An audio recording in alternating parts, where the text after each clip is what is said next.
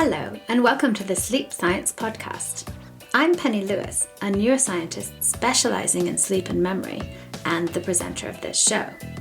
In the podcast, we talk about all things related to sleep, from dreaming and sleepwalking to what sleep does to our brain and our body, and how we can get more out of our sleep. Please see the Sleep Science webpage for details. Today's guest is Björn Rasch, a professor at the University of Freiburg in Switzerland. Some years ago now, Björn developed a novel technique for manipulating memories during sleep, and this is now commonly known as targeted memory reactivation. In this episode, Björn and I will talk about targeted memory reactivation and how exposing people to simple sounds or smells that were paired with learned material during wake can help to further consolidate memories by triggering reactivation during subsequent sleep. We'll also talk about how to interfere with this type of triggered reactivation and the pros and cons of using such techniques at home. Our conversation will then move on to cover some of Björn's more recent work, including work on how sleep can help to improve the success of therapy sessions and can even help to overcome fears like arachnophobia. I hope you'll enjoy our conversation.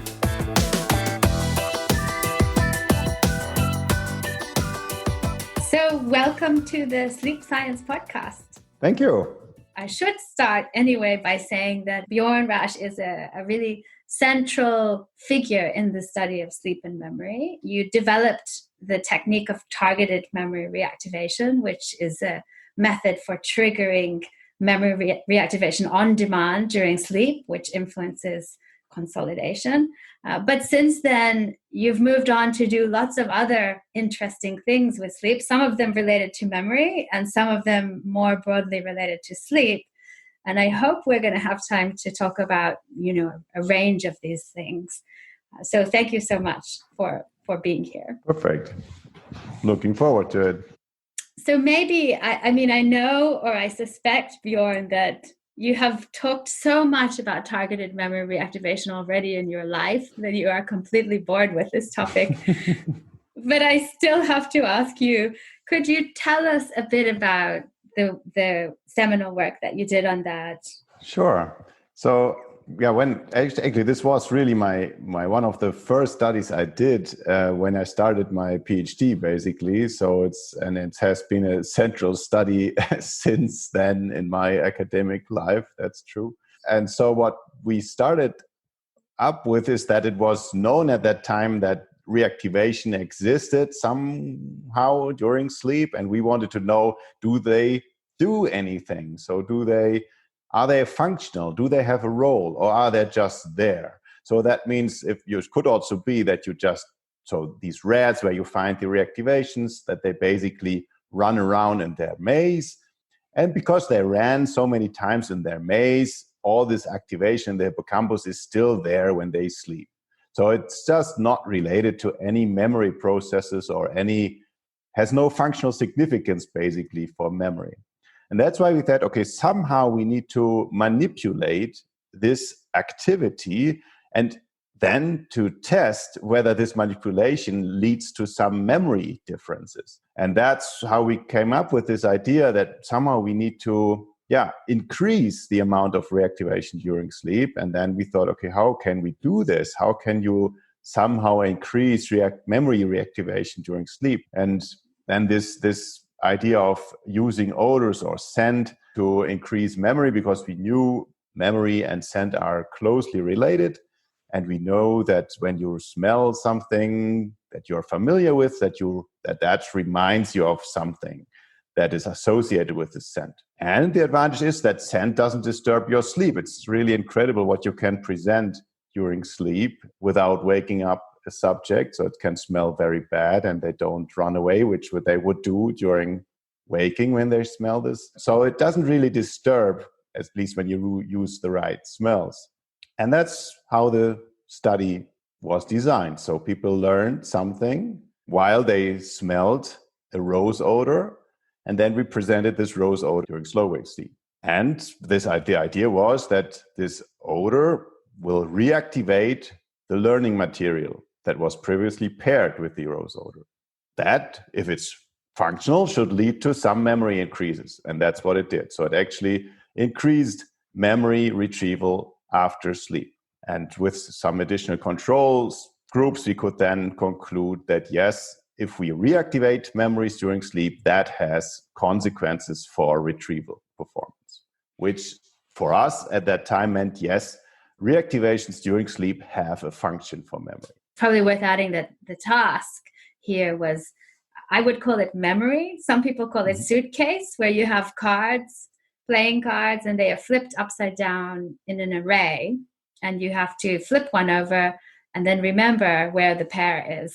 So if you other one and it's the pair, then you take those two out and you get a point, I guess. And if it's not the pair, then you put them back and you have another go later. So you gradually build up a memory for where the cards are in this array, and your performance will depend on how well you remember, basically. And so this is what you tested people on before sleep while they were smelling the rose odor, and then again after sleep, in which you had either presented the rose odor. I believe you presented it either in REM or in slow wave sleep, or else you presented it in wake before sleep. Is that right? Exactly. So we had this different conditions or different groups of people. We presented it in slow wave sleep, we presented it in REM sleep, and we presented it also in wakefulness after learning. And only when we presented it in slow wave sleep, people could really remember more of these card pair locations after sleep. Yeah, which was a hugely exciting and novel result at the time, because really we hadn't seen anything like this before. I mean, as you said, we were sort of aware that some kind of memory reactivation was happening during sleep.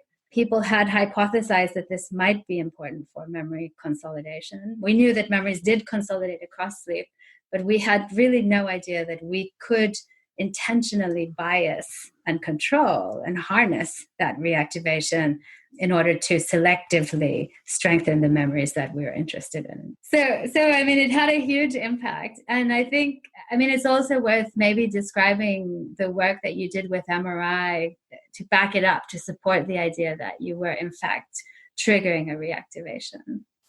So we did another study in this paper also to say, okay, now we see some effects on memory. So we can actually increase memory when the people smell the odor during sleep, but does it somehow impact the brain? And that's why we repeated the study in the fMRI scanner. People learned the same card pair location task or memory task. In Germany, would also be, it's just a memory game, basically. That everybody would know how that is, what that is.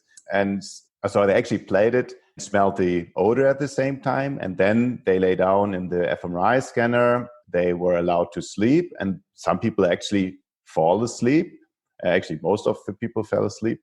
And then we presented the rose odor again during sleep in the fMRI scanner. And when we compared times when we presented this odor as compared to times when we did not, we've really found out that the hippocampus or activity in the hippocampus increased with this odor presentation, but only when this odor was actually related to the memory game. So when the odor was not previously presented to the memory, then it was not such a strong hippocampal activation. And this was non-REM sleep. And that was also non-REM sleep. It's actually very difficult to get REM sleep in this scanner. That was also kind of lucky for that part, because they only slept like 90 minutes in the fMRI, and then usually not much REM sleep occurs. So, I mean, such interesting findings, really, and it has had a big impact in that I would say the majority of labs studying sleep and memory around the world are now using this kind of paradigm in some variants. I mean, a lot of people are using sounds now instead of odors to trigger the replay, but it's the same idea. Now, I know that you did a lot of follow-up studies with this targeted memory reactivation. I'm not going to ask you to talk about all of them, but maybe you could briefly tell us about the one that you did on interference. So using the same memory task and looking at, how does the reactivation relate to interference that might happen and strengthening the memory against interference? Mm-hmm. so we basically repeated the study using again smell, this card pair location game. And here the idea was, okay, how does this reactivation actually increase memory during sleep? And we know that at least during waking, reactivation also plays an important role for memory, especially when you think of quite basic learning paradigms like conditioning. So that's this classical bell that the dog hears, and then it knows that there will be some food. So the saliva starts to produce. So these basic learning paradigms. In these basic learning paradigms, sometimes also a memory cue or a reminder is presented. And when that happens, usually the memory becomes destabilized.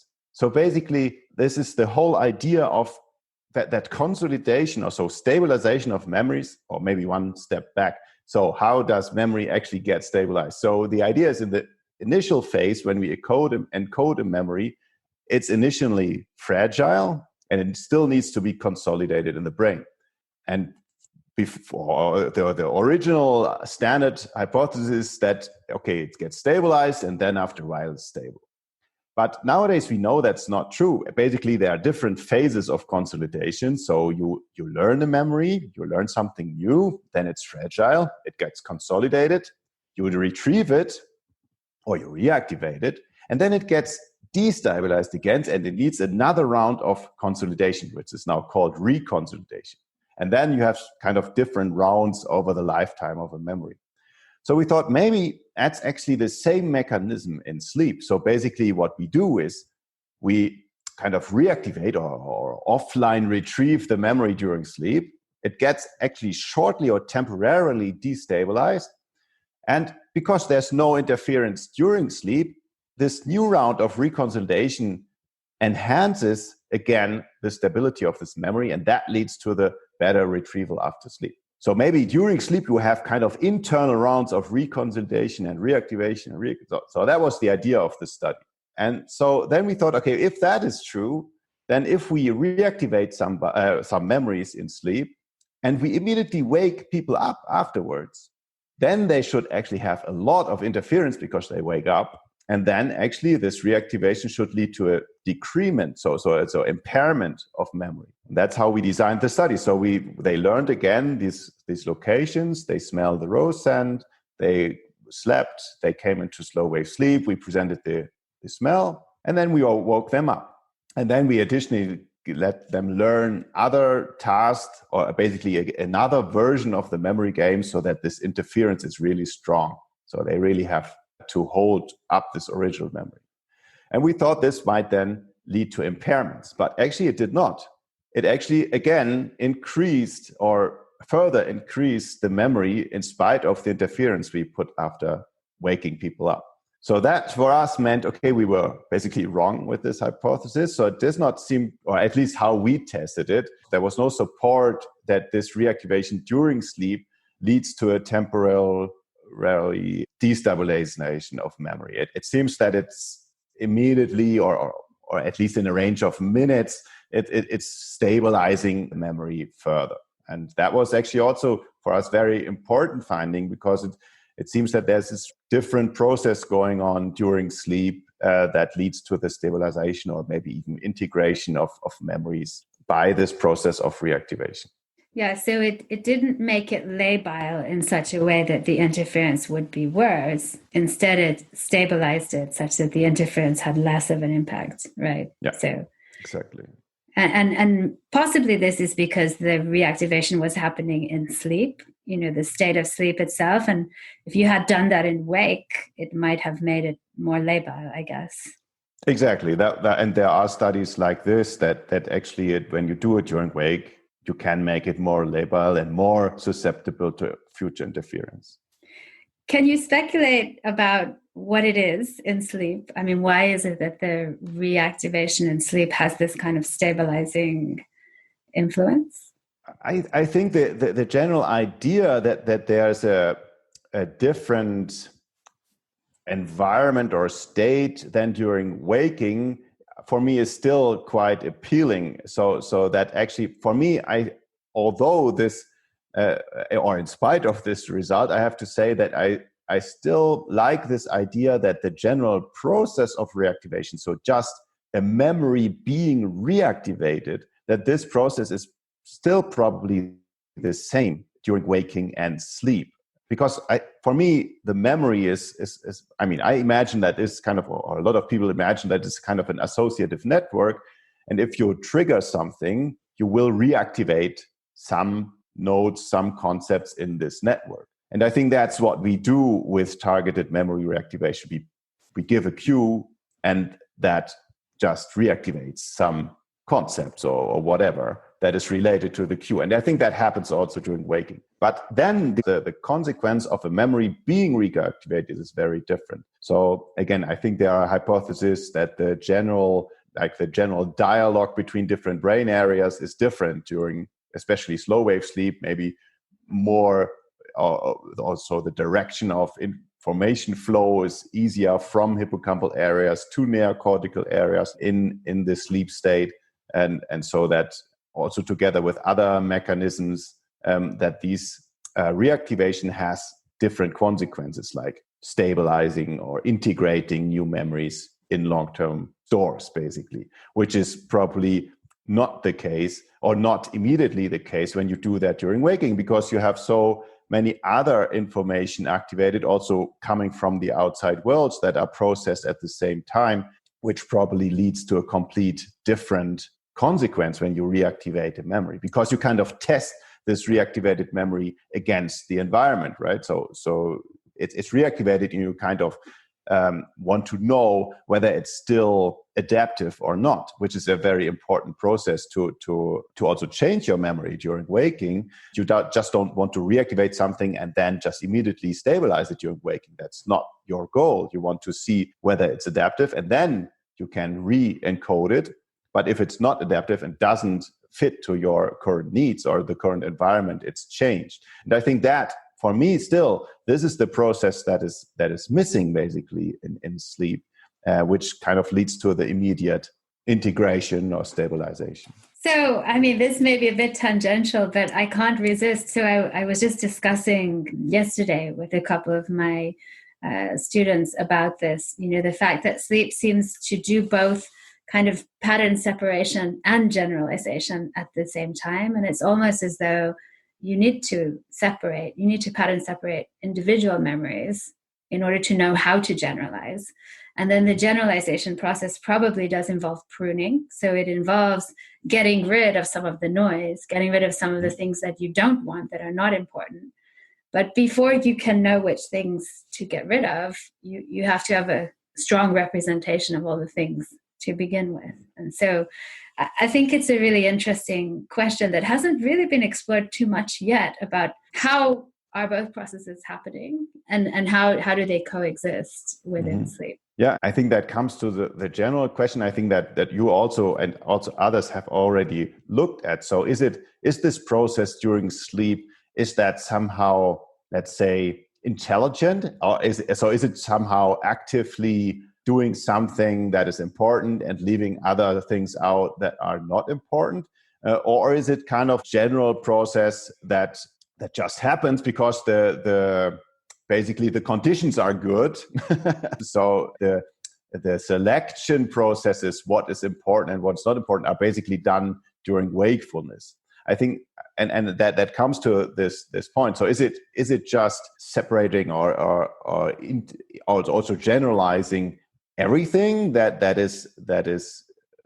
came into the system, or is it somehow preferentially or selectively strengthening some things and maybe even weakening other things that are not important or considered inconsistent or something like that? Yeah. And so, I mean, I think this kind of discussion brings us to the question of, sleep physiology and what's actually happening in sleep and the oscillations that occur in the different sleep stages. So I know you have a whole line of work, particularly with Thomas Schreiner, for instance, where you've looked at how auditory targeted memory reactivation seems to elicit oscillations in different frequencies, how those might interrelate to each other. So coupling across spindles and slow oscillations and possibly theta as well, and how that all interacts with the memory replay. So shall we try and bring some of that in to the discussion a little bit?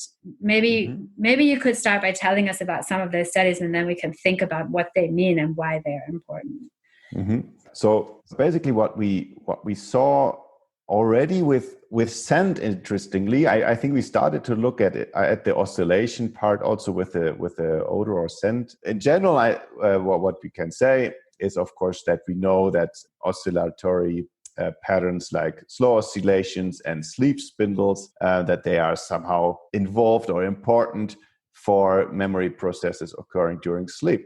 And so there are general correlations, and there are general also manipulations of these oscillations that show us they are related to this process. And we wanted to know, is there anything related also to reactivations? Actually, even to be more specific, if you increase the amount of reactivation, does that also lead to an increase in this memory-related sleep oscillations? And we saw actually something, and with odors it's quite difficult because they are so non-precise. You never know when actually the odor really reaches the brain unless you have really complicated technology. But still, we saw some signs that slow oscillations, or at least some parts of it, are actually increased when we increase reactivations. But also some aspects of spindle oscillations seem to increase when we present these odor cues, so this odors related to memories. But as this was so temporary, so from the timing was so non-precise, we decided, okay, now we should use another stimulus, and also inspired also by the work by Ken Palla, we thought, okay, that seems to work as well. And so we did these vocabulary learning studies where people had to learn 120 Dutch-German vocabulary pairs. And I'm always asked, why did you use Dutch?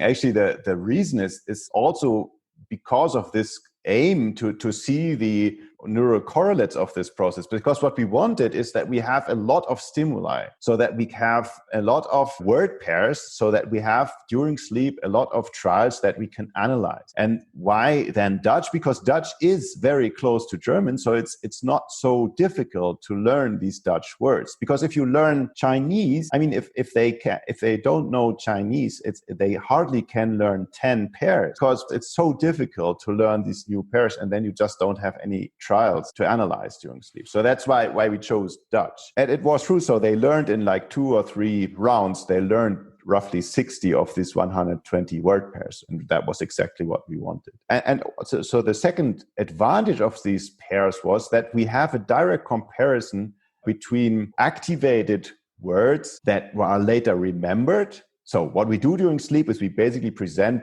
the Dutch word. We don't present the German translation, just the Dutch word. And then we test after sleep when we present again the Dutch word, and they have to recall the German translation. And the good thing is that we then have during sleep the situation that we can present Dutch words that are later remembered, so they know the German translations, and we can compare these with Dutch words that are presented during sleep, but they are not remembered. So basically, we have 2 situations that are very similar. Both times a Dutch word is presented during sleep, but one time it's somehow reactivating something, or at least leading to a memory increase, and sometimes it's not. Can I just ask, just to clarify, so these are Dutch participants? No, they're German-speaking participants. Okay, so they're German-speaking participants. They obviously, they know the German words. They're learning the Dutch words and analogous to those words. Yes. But then you are presenting the Dutch in sleep.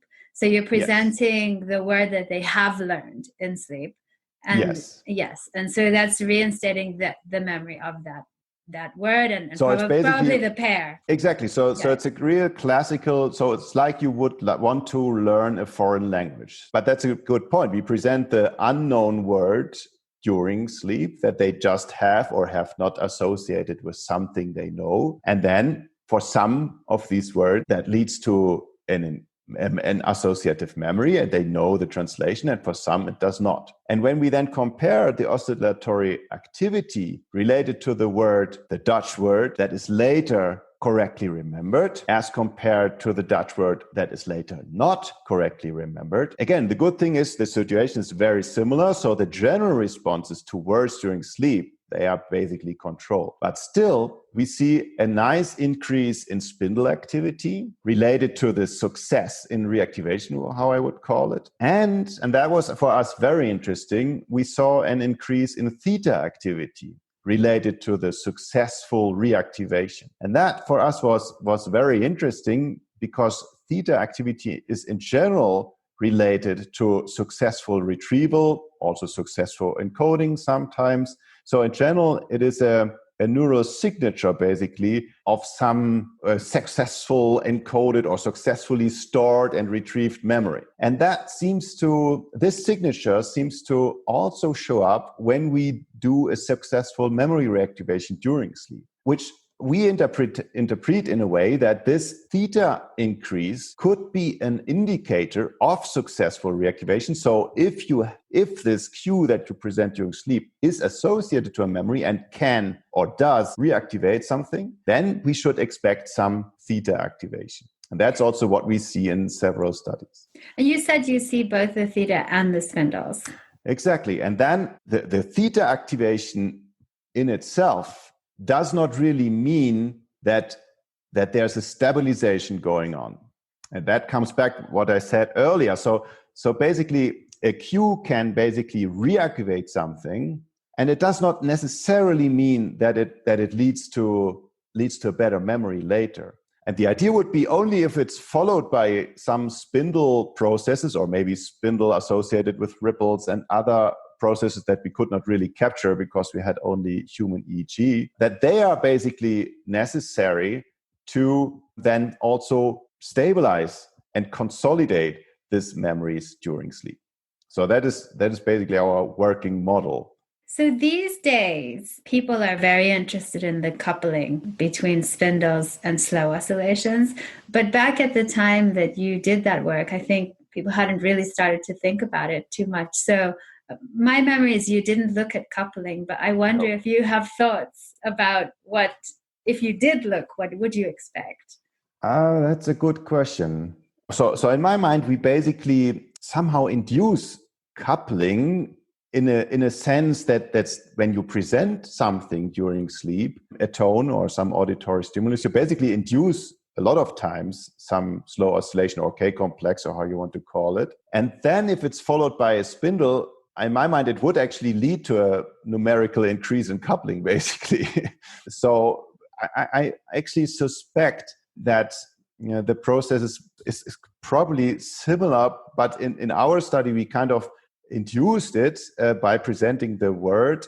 And what people are now looking at is kind of the spontaneous situation, so that you have a spontaneous slow wave or K-complex, and then you have a spontaneous spindle and how this is related. But it's a really good point because we haven't done this study, but this would always be an interesting study to see what happens if you kind of combine closed loop, so just inducing a slow oscillation by a click, for example, and then presenting the word right after the click in the right timing, so that basically gets another slow oscillation. So replacing basically the second click of the NIMGO technique by some content. So kind of combining effects of precisely inducing slow waves and reactivating content. And that would be interesting because that would then, you would get closer to this idea when exactly you should reactivate something during sleep, basically, which could get closer to this idea that maybe coupling and precise timing of different aspects is important for the process. So I think that would be a really interesting experiment. I think just for listeners, we should probably give a little more detail. Fine. But so what Björn is referring to is a technique called closed loop auditory stimulation, where just click sounds can be used in sleep to elicit large slow oscillations.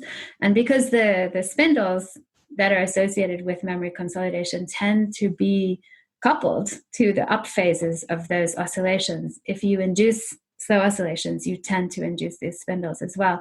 So what Björn is actually suggesting is to combine that closed loop auditory stimulation technique by eliciting slow oscillations with the targeted memory reactivation, so that you can maybe elicit a slow oscillation and then trigger memory reactivation at the appropriate time, so that it should be coupled appropriately. And hopefully you would see the spindles relating to that as well. I think it would be very cool. I also think it's probably technically quite hard to get it just right. Also, a lot of people have tried to just present the words, so without combining it with clicks, just presenting it either in the positive wave of a slow oscillation or the negative wave of the slow oscillation. I think that is already also very interesting, or that gave us already very interesting results, suggesting that maybe more positive wave of the slow oscillation is probably a better time to present these content during sleep. And again, it's the same idea that then it reaches basically a time when actually spontaneously a spindle already occurs, or in general the brain is in the more activated state, the so-called up state, and that is probably a time where also we would assume that also spontaneously reactivation occurs. So I think that also gives us some hints that this coupling is also, this precise timing is plays probably an important role. Yeah, so I think there are a few studies either out or just coming out now, which are showing, in process of coming out, which are showing that if you present the TMR in the upgoing phase of the slow oscillation, then you're more likely to get a benefit from it. So let me ask you something related but slightly different. So years ago at a conference, I remember discussing this with you, and we were talking about this question of, suppose you present your targeted memory reactivation and it brings an engram kind of to salience, so that it's ready to get replayed. You have some information, but it doesn't necessarily actually replay straight away. Perhaps what I remember you suggesting at that time was perhaps it's ready, and now it has to sit and wait until the appropriate circumstance comes for it to actually reactivate. And that circumstance might be a spindle that is coupled to a slow oscillation in the right phase, but it might not occur for a second or so after when the TMR occurred. Is that still how you think about it? I think yes, because and it's basically based on this paper from the Wilson lab, basically where they presented the cues and then really measured the reactivation in the hippocampus, and they actually saw that it doesn't stop right after the cue. It just goes on. So basically, and that is also a very interesting process, of course, because it's true. Why should it stop, actually?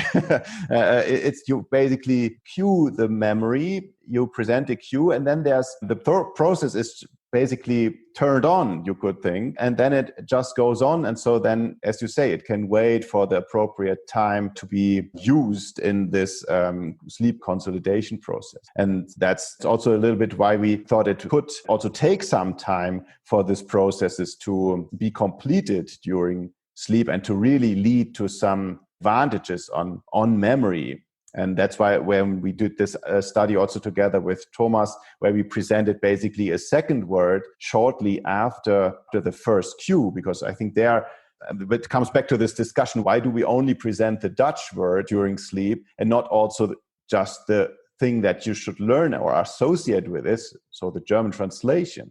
So shouldn't that be a better memory reminder during sleep and lead to even better results?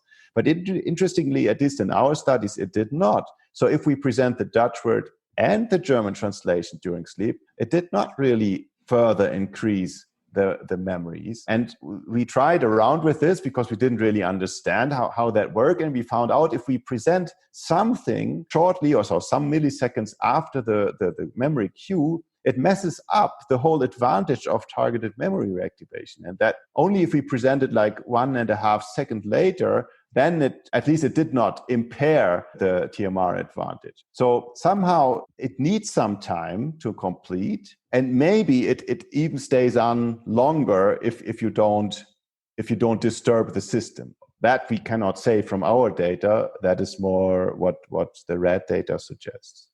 Yeah, so Dan Bender's rodent data does suggest that the cued memory kind of continues to reinstate until something else is cued.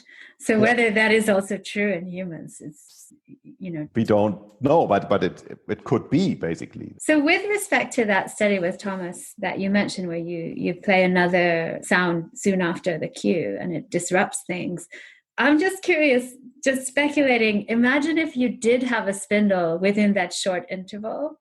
Do you think that, I mean, I wonder if that's something that, I don't know if it's even possible to look at it in those data, but if the way we are thinking about the system is correct, then we might think of it as if you had a spindle in that short time before the next sound comes, then you would get consolidation and replay.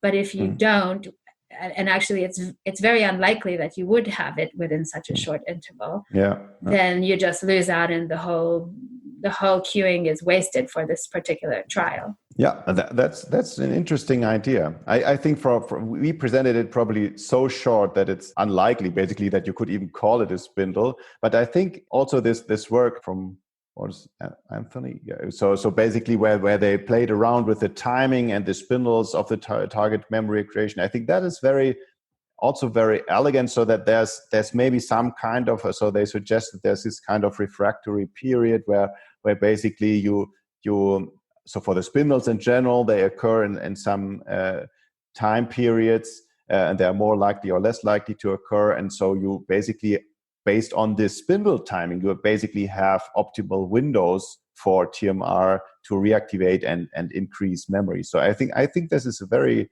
interesting idea. Yeah, and I think that this is the kind of work, playing with these intervals, playing with the coupling with slow oscillation phase, and possibly playing with things like combining targeted memory reactivation with closed loop auditory stimulation that we need to do in order to understand the system. So it's exciting. I mean, there's lots of work to do there. There's lots of work, absolutely. And it's also a little bit, as you say, there are now so many parameters to really find the optimal way. Yeah. Let me ask you a slightly off-piste question about this. So I discussed targeted memory reactivation with Bob Stickgold on an earlier episode of the podcast. And I mean, while obviously he finds it interesting in lots of ways, his overall kind of assessment was that he thinks it's a maladaptive process, and he wouldn't recommend it as a kind of a daily kind of thing that people should do at home, because he would worry about the negative side effects and what it's doing to other memories. What do you think about this?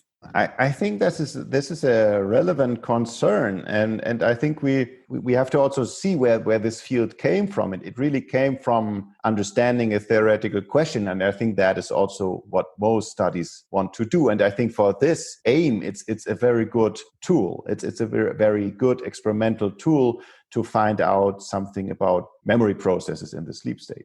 Whether it's really good for everyday use, I also have my concerns. Because first, so far at least, I don't see the very big memory advantages in real life. So we tried to adapt our vocabulary learning tasks to home environments. Maybe we kind of oversimplified a little bit. But basically people just listen to words during sleep using an iPod. So without any control for sleep states and without any control for waking up by the words. So it was very simple, I have to admit. But still, we had kind of a big group. It was 60 people or more than 60 people, and they listened to these words 3 nights in a row. So we should expect some benefits. And we saw some benefits, but they were not very big, I would say. We thought that, because usually in a lab you do it for 1 night, and we always argue if we would do it like more days and nights, that would really increase the advantage. But somehow it did not. It really did not result in much more word pairs learned by the participants. And that for me was a little bit worrying, because if it does not really increase memory to a relevant amount, and at least in that one study, it really did not. And so far, based on that result, I also would not recommend it using it on everyday basis. For me, I would also say rather use the normal sleep. I mean, that for sure does something good to your memory, and maybe wait with the everyday word present or every night word presentation during sleep until we know a little bit better when exactly and how exactly, because I think we need some devices that kind of control the volume of the words based on your brain signals, basically. So that kind of, if we wake up, the presentation is stopped and or the volume is toned down, so basically that you're not so much disturbed, and I think that these kind of devices are really needed to really reduce the possible harm effects of these techniques. I think those are all really interesting points. I mean, maybe of relevance to the last one thing we've been playing with in my lab at the moment is looking at which properties of the oscillations leading up to stimulation, so the phase and the amplitude and other properties, would predict whether the stimulation actually elicits a reactivation or not. And I mean, we haven't looked at which properties would predict whether it elicits an arousal, but we could do this actually. And so I think with that kind of online prediction, you could build a device that would only deliver the stimulation at the optimal time for knowing that you are likely to have a benefit and you're unlikely to cause a disruption. So absolutely, and also stop it when the prediction is basically negative. And I think that's a very interesting point. I think you should look at this, because that is actually very important information, because also in our data we see some hint that if people are not disturbed by the words, then we see some benefits of the target memory reactivation technique. And I think this aspect is very important. Yeah, so maybe for taking it into the home, we need to work on this kind of thing. Let's move on away from targeted memory reactivation now, because I want to make sure we have time to talk about some of your other work. I have to ask you about one of your older studies, just briefly, just because it's so much fun. So you had this study about arachnophobia and people, so people who were afraid of spiders, and I think they had some therapy to help them deal with that. And then they either slept or they didn't sleep, and you looked at the results of this. Can you just briefly talk about that? Yeah, so basically what people did there is they were invited, and they were only invited if they had arachnophobia or if they had really fear of spiders, and they wanted to have a therapy session on that. So it was a real standardized therapy. And that time we had a therapy with virtual spiders. So they basically had an exposure therapy with a headset on. So they did not see real spiders. They just walked in rooms with this virtual environment, and then there were small spiders very far from them. And over the course of the therapy, they went closer, and the spiders were bigger, basically. So this is a standardized therapy approach, and it's very effective, basically. So you need 2-3 sessions of 1 or 1 hour and a half, and people really get better with this. So it's incredibly effective. And we thought, okay, maybe we can even increase the effectiveness if we say, okay, what do they actually do in these exposure sessions? They learn something new. They learn that spiders are less fearful than they previously thought. So this is a very non-clinical perspective on this procedure. But from a memory perspective, that's what probably happens. They form new memories. And as we know that sleep helps to form memories and stabilize and consolidates memories, we thought, okay, maybe it's a very simple intervention that can boost the effectiveness of these techniques if they just go to sleep after this exposure therapies. Then we basically ask practitioners whether they think it would work. And actually it was funny because people told us, no, it will never work because they are so aroused afterwards, they can never sleep. And others told us, oh yes, I always tell them that they should go to sleep. They're so exhausted. So it was funny. It was kind of different myth around what will happen after this exposure therapy. So we thought, okay, we just do an experiment, and people did this exposure therapy, and some of them were allowed to nap for 90 minutes afterwards in the sleep lab, and some of them had to stay awake and watch a movie. So they were also in the sleep lab, And then after a week, they came back to the second therapy session, and there's a very standardized test. So they are presented with a spider. They have to rate how fearful they think the spider is. And there's this one test where they have to approach the spider, and they can decide whether they want to stand 1 meter away or 2 or 3. And that's a very good behavioral measure, how high their fear is. And usually after these exposure therapy sessions, it goes down. And the interesting thing, after a week, the people had really much less fear of this spider when they slept after the exposure therapy. So in general, the exposure therapy is effective, but sleeping afterwards basically stabilizes your success. So it basically, you have formed this new memory that spiders are less fearful, and this reduction of fear is then further decreased if you sleep after this exposure therapy. The second result was they can sleep very well after this procedure. So we did not have any problem that somebody could not sleep afterwards. We had more problems with the wake group because some of them were just falling asleep during this movie. So I think from that perspective, it's really clear that just sleeping afterwards in general is a good idea, and it can also reduce your fears further. Which, I mean, is not surprising from the perspective of the sleep and memory field, right? No. But has it been picked up by clinicians? Are they now telling people to sleep after these sessions? That's a good question. I'm not in so much in the clinical field, I don't know. I think that from the citations, and I think the work in general was very well conceived. I think that's for sure. I think the point is, and we also encountered this problem. Because we did another study, or we basically tried to replicate our own findings, and that time we used real spiders. We also had a TMR condition, so we basically presented an odor at the end of the spider exposure session, and then reactivated it during the following nap. So we thought, okay, maybe we can even further increase the success of this therapy with reactivation. But in that study, we actually could not really replicate the beneficial effect of the nap, and also not of the TMR for this session.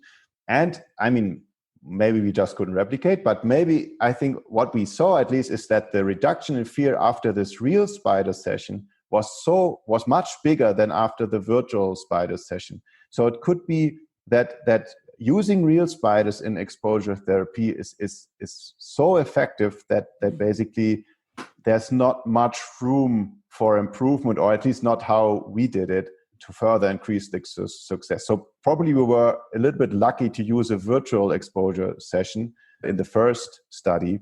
And that could be also the reason why maybe people are more now using probably real spider sessions, and they don't really care because it's so effective to cure this spider fear. I see. But nevertheless, I think it still might have implications for other kinds of therapy. I would really encourage people to do that, because from the memory and sleep perspective, it should actually apply to almost all therapy and coaching sessions you can think of. Because in the core of a successful therapy session is that you, in very general terms, you learn something new, and sleep afterwards should help you consolidate aspects of it. We apply the same idea to this trauma film paradigms. It's a little bit different because it's not a therapy session, but in this idea, sleep itself basically is a little therapy. So in these experiments, people watch a traumatic movie. They are all healthy, so it's not traumatized patients who watch a movie that is very emotionally negative, but they are commercially available movies. And it's interesting because these movies, they kind of induce something that also patients with post-traumatic stress disorders show, and that is these so-called intrusive memories. And intrusive memories are memories that basically come spontaneously into your mind. You just don't want them. And that is what patients with post-traumatic stress disorder report, that when they have reminder cues from the traumatic situation, they can just really go back in the traumatic situation and have these intrusive memories. They also have the feeling they cannot control them. And we kind of tested whether sleeping after watching such a movie is actually bad or good for these intrusive memories. Because based on sleep and memory research, you could make both hypotheses. You could say, okay, sleep strengthens your memories and intrusive memories are memories. So sleeping after these movies is bad because it will increase the amount of intrusive memory. But it does not. I mean, there are now so there are like multiple studies, not only from our lab, but also from others, showing that sleeping after such a movie or even after traumatic events. So there's some recent studies now with car accident survivors and how they sleep after these accidents. And then people are usually measured for the next 7 or more days, and they have to report their intrusive memories. And we repeatedly can show that the intrusive memories are reduced. And that's actually an interesting phenomenon. And I think the explanation is that these memories are somehow consolidated in a right way. So they are kind of integrated in our long-term memory systems. They are controllable. They have their place. And what usually is done with all our memories. But these traumatic memories are probably consolidated in a wrong way. And that's how they get their intrusive properties. And sleep probably helps you to consolidate them in a better way.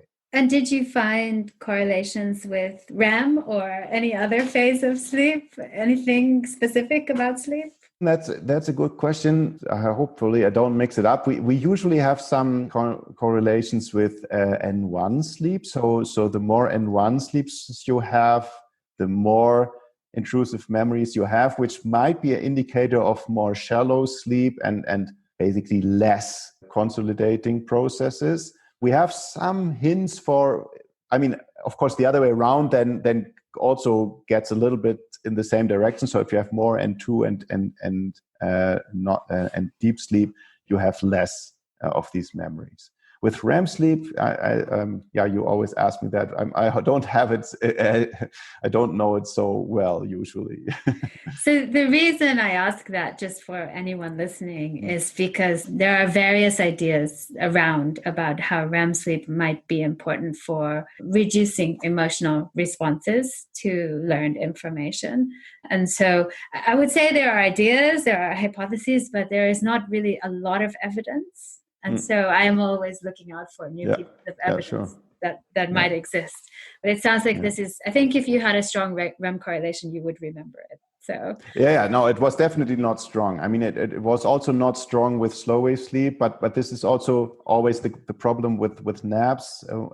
So we had correlations with spindles and with stage 2 sleep.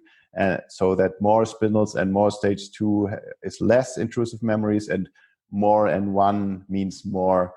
So a little bit like saying a deeper nap is beneficial and a more fragmented nap is less beneficial. So it's a non-REM kind of phenomena, it sounds like. Yeah. But again, it's not a whole night. That's why I don't want to argue that it has nothing to do with REM, because there's not much REM in the naps usually. Yeah, fair enough.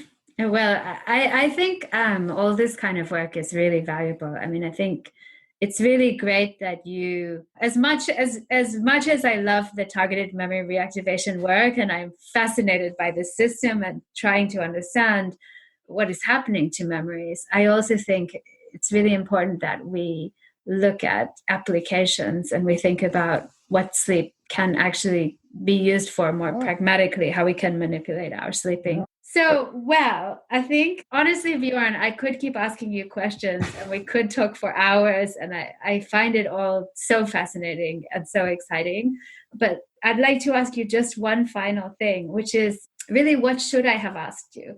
I mean, what do you see as the most exciting thing, new thing that is happening right now? I'm, of course, very much biased because I think my work is interesting, but probably everybody does that in a way. I think it's great. I mean, for me, I think what I would like to do in the next years. So for me, I really would like to start describing the cognitive processes that are still active during sleep in a more conceptual way. So really to take things that we know already that they are influence sleep, like these worries or these goals and things like that, and try to come up with some maybe more psychological models to explain them, maybe to also have probably some hints from neurophysiology, what processes could underlie them. But first to start with a more proper psychological conceptualization of these processes. So to come up with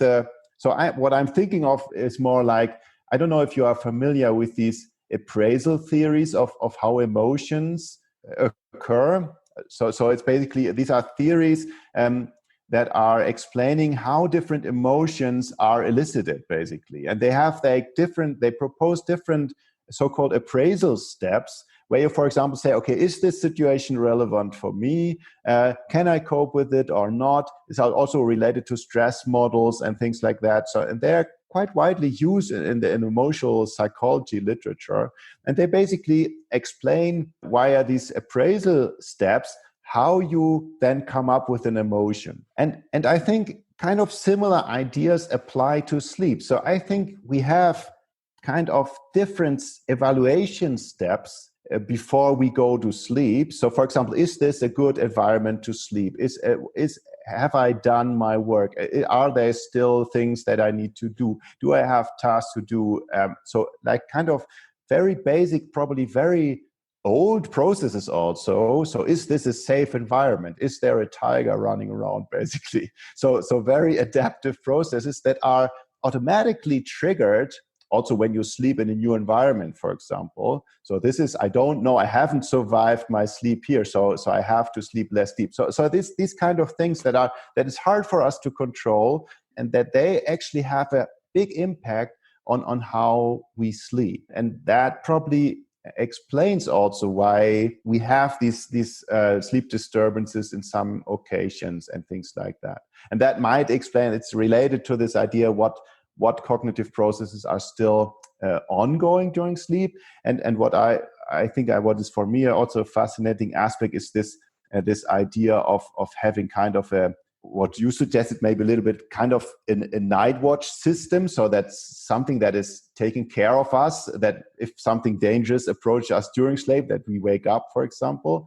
So how do we control this system? How do we influence this system that basically keeps us sleeping or keeps us or gets us awake again? So that is my kind of broader view on sleep, and I think that could be a contribution from really basic cognitive psychology on sleep processes. And that is a little bit my frame, what I would like to go on with. So it sounds like an entire lifetime of research, really. But can we just rephrase it to see that I understood? Mm-hmm. So what you're saying is, I'm trying to understand really the interaction between our cognitive processes, our appraisal, how we are feeling, what we feel about the situation, what we feel about how we're going to sleep, and then the sleep that we actually get. So probably some kind of a top-down kind of process. Yeah, absolutely. But again, I think that top-down does not necessarily mean that I can control the top, right? Because the top can be quite a very fast unconscious evaluation process that I cannot really control. I mean, and that is also what they are doing with these emotions. I mean, they're putting kind of a top-down process in it, but it doesn't mean that you can kind of access the top-down process. It's so quick that you evaluate that this tiger that is standing in front of you is dangerous. It's still a top-down process because you evaluate it as dangerous, but it's not controllable at all, or not, at least without practice. Yes, and in fact, you may not even be aware. Exactly. Yeah. But potentially, if you became aware and you learned to control it, then you could influence these processes. Exactly. And that would be the power, or I think is the power of these theories. And that's why they are so successful in therapy, because they give a conceptualization how emotions and stress occur. And they give basically key points where we can do something where you can practice new evaluations or other reactions. So they give kind of points where you can intervene, basically. And that's what I generally, that's would be what I could Yeah, but you were saying, I think that is this where you could contribute. Yeah. I think that's a really exciting set of ideas and very, very novel. Thank you so very much, Björn. It's really fascinating. It's beautiful work, all of it. And I'm sure everyone listening will enjoy it as much as I do. Thank you so much, Penny.